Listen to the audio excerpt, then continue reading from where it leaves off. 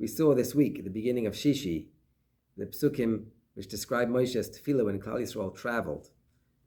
It starts Vayehi ben Sayah ha'Orain vayemeh Moshe. When the Orain would travel in front of Klal Yisrael, Moshe would say, Kumu Hashem, arise Hashem, v'yafutzu oivecha, and may your enemies be scattered.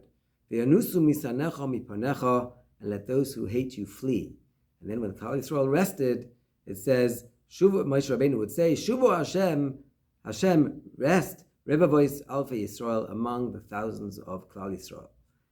Now, we described at the time that there's two backwards nun bordering these psukim to show that these psukim don't really belong here. They're only there to separate between two unfortunate accounts of events that happened in the Midbar. The first being that Klal Yisrael left Har Sinai in a negative state, with relief, like a child running away from school.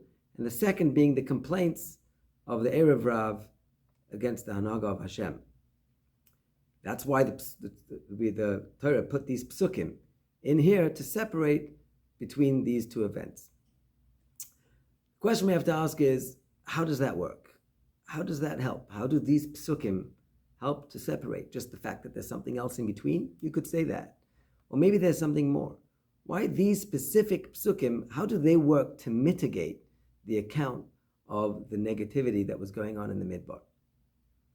I heard a beautiful vart from my Rebbe in Yerushalayim. His name is Rav Busharian. And he said as follows. It's a known medrash that when Klal Yisrael traveled, the Oren traveled in front of them, and the Oren would burn up any snakes and scorpions that were in their path.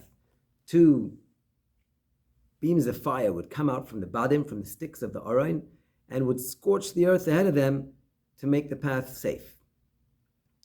Now, perhaps, says Rabbi Sharian, what the Torah is saying over here is, yes, there was a negative event. Klal Yisrael left Har Sinai, relieved to leave the learning of Torah that had taken place there.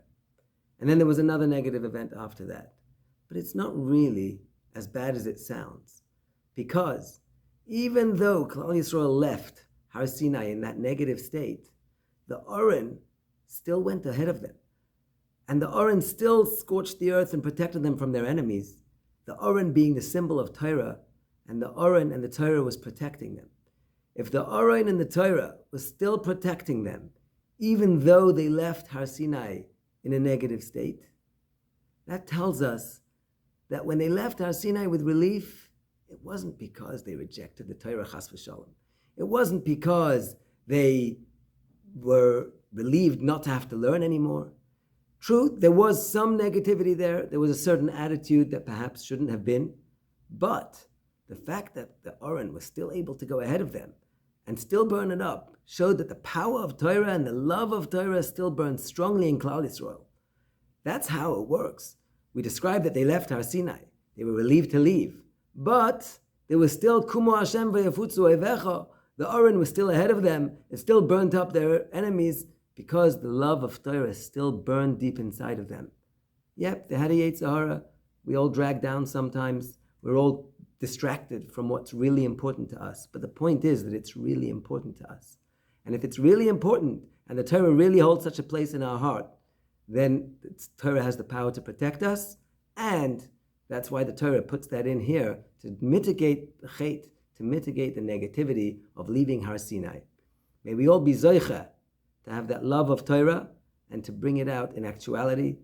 And I wish everybody a good Ben Shabbos.